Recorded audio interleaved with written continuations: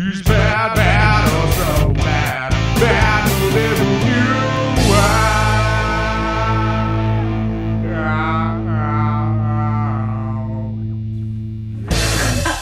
Hey, what's up everyone? Ready for a review? Yeah, me too. I was digging through the $5 bin at Walmart when I came across this. It's a Stallone double feature. It's got Cobra, and then a movie with him and Kurt Russell, Tango and Cash. Yeah, you can't beat that, right? Stallone usually puts out badass movies like Rocky and Rambo and Cliffhanger. Man, so you think this would be worth watching, right?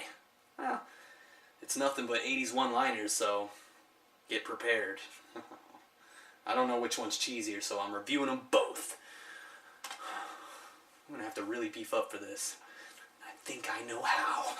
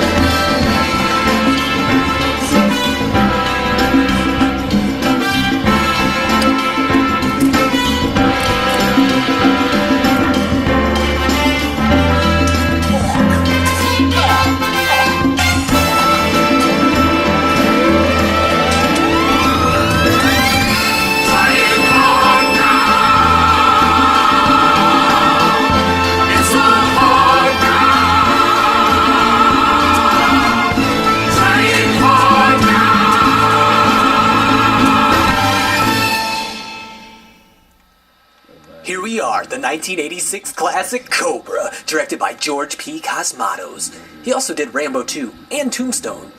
Stallone also wrote the screenplay for this movie.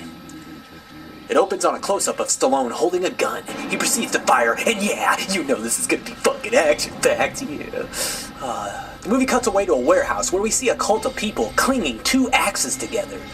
Must be the United Lumberjacks of America. So Marco Rodriguez pulls up to a local supermarket. Yeah, what an asshole. He parks in a handicap space. Maybe he's mentally challenged, or he's just that hardcore. Man, look at this guy. Looks like major shit.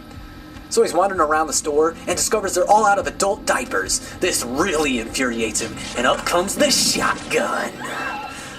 Why is he shooting up the fruit section? He's a terrible aim. He's missing everybody. I love how he shoots this shopping cart and it just explodes. Oh man. So the police show up armed to the teeth and Marco tells a hostage he can go. But as he's strolling away, Marco unloads on his ass. It's about time he kills somebody. Well, there's 200 fucking cops here, but do any of them do a damn thing? No, they gotta call in Cobra to do all the work. He shows up in a car and the license plate reads, awesome. That's fucking awesome. Then we see his feet get out of the car, and finally Stallone sucking on a match. You can't get much more badass than that. Stallone heads inside, and he's so fucking badass, he has time to drink some Coors. Man, I wish I was that cool. I'd be drowning in pussy. Eventually there's a standoff, and the greasy guy threatens to blow up the whole place, which Cobra replies, "Go ahead. I don't shot her." Oh, I can already tell this movie is going to be nothing but one-liners. The disease. And I'm the cure. Yeah, I was right. So there you have it, the opening to one of the best action movies ever. He should have said something witty like, clean up on aisle 5. Come on, creep. Come on. How much you got? Come on, Jim. Time for Cobra to head home and relax, but some douchebag's in his parking spot. Oh, that's not gonna stop Cobra. He's fucking extreme. He's like Red Bull mixed with liquid nitrogen. Yeah, that little bitch is gonna get up in Cobra's face? I don't think so. Yeah, for your health, you know. What is pinche? Me. Oh, I love these one-liners. Oh, wait, why did he have to rip his shirt off? Time for a Cinema 180, when this film turns from a lovable Stallone action flick to a gruesome scene right out of Friday the 13th. Yeah, we see a young waitress closing up a diner. As she's leaving, she notices a creepy van with a "I kidnapped children" sticker on the side. Oh, she rushes to her vehicle, but it's far too late. Why is she so scared? You never had an axe shoved up your ass before? Later that night, Bridget Nielsen is driving when she comes across the Night Slashers, filleting their latest victim. Unfortunately for her, they get her license plate, and since one of them is a cop, they know her whereabouts pretty damn quick. Nothing says 80s like inserting a music montage into the film. What's going on? Why are there robots? This reminds me a lot of the scene in Rocky IV where Stallone is driving to the airport, reflecting on what he has to do, but this just does not have the same emotional impact. So Bridget Nielsen's character Indrid is a model, and I guess this montage is showing that both Cobra and the Night Stalkers are on the hunt for the same person. Who will find her first? Come on, are they really going to play this whole song? God. Indrid and her photographer are leaving the shoot. He's trying to convince her to sleep with him to further her career. What, is he going to get her a job at White Castle? Please, come on, dude. You better believe the fucking Night Slashers are lurking about. They ripped Stan a new asshole. Awesome. I feel like I'm watching Prom Night. This movie is action horror. Double the pleasure. Oh, this is classic. Nerdy guy is just laid out. Poor guy. Only pretty people survive this movie. Can Deputy Dewey save the day? No. He becomes a mannequin and gets crushed by a van. Oh, man. The killer steps out. What's up with them showing his feet? That's weird. Off to the hospital we must go. I guess since we're here, I'll mention Rini Santoni's role, Sergeant Gonzalez, which is cool because in Dirty Harry, his name was Police Inspector Chico Gonzalez. Huh. Cool. Anyway, the Night Stalker, played by Brian Thompson, shows up at the hospital. He kills a janitor and takes his uniform. Oh, man. This guy is just creepy looking. The glasses really add a lot to that ensemble. This scene seems awfully familiar. Oh yeah, all we need now is Michael Myers, and you got Halloween 2. Why is this hospital so dimly lit? This is just ridiculous. In the meantime, Cobretti has to rush back to the hospital. Apparently someone told his partner to leave his post. Look out, Cobra, it's an ambush. Yeah, kick some ass, to the extreme. I guess Cobra's got superpowers, because he can kick a guy 15 feet. Back at the hospital, the Night Stalker closes in on his prey. He pulls back the curtain, stabbing! And just like Halloween 2, she's not even there. She's trapped in the bathroom. This is kind of funny because this movie is more or less just like Halloween 2, but Dr. Loomis is played by Stallone. Here's another horror movie classic, stabbing through a door.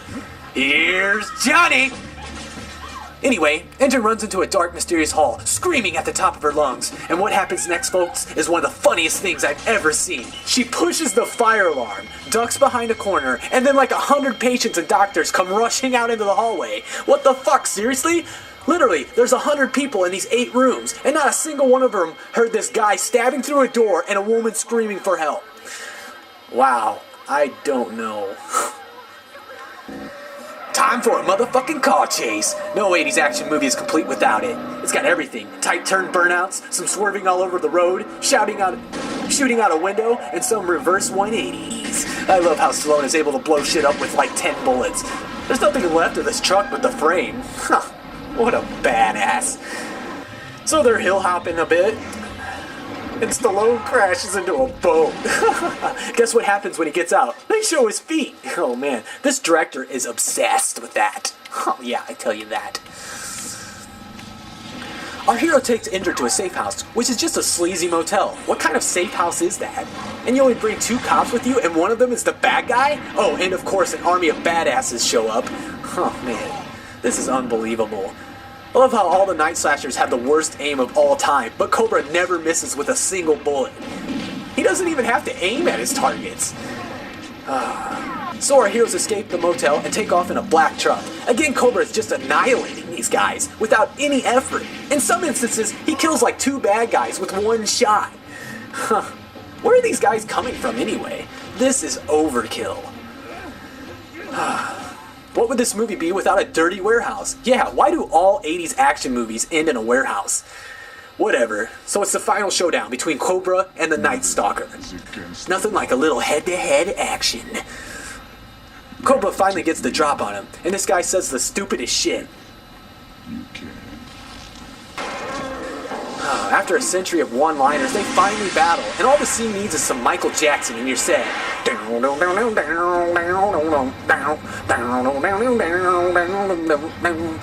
got to show them that you're really not scared. You're playing with yourself and your pubic hair. Anyway. In the end, Cobra hangs this Night Stalker out to dry. I haven't seen a hook action like that since Texas Chainsaw Massacre. Oh, that's gotta hurt.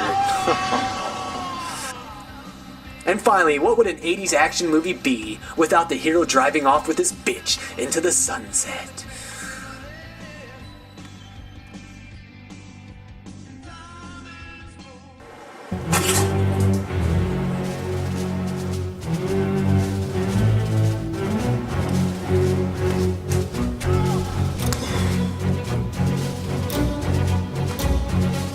Remember what you told the kid. It's not about how hard you get hit.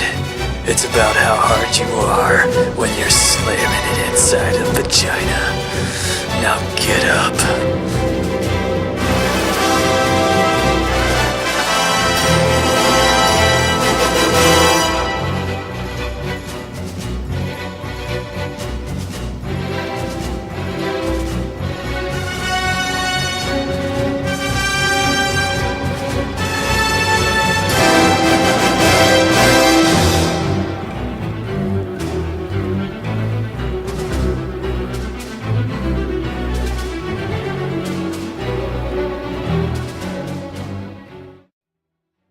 You have the right to remain silent.